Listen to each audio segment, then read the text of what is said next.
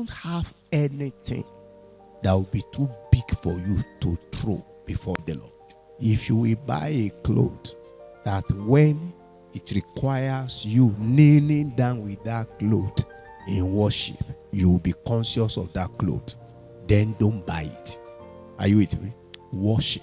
Even if your body. Now let me ask you, which one is superior, your body or your clothes? Your body, Abi. Are you sure your body is superior to your clothes? All right, good. Now, why David the other day as a king, and he debased himself to remove his clothes and to dance before all the Israelites? And his wife was saying, what kind of a man is this? Have you forgotten you are the king in this land? You are now dancing before. And that's what should be our attitude. That is what these 24 elders are doing. So, it is not only what we wear, even our money.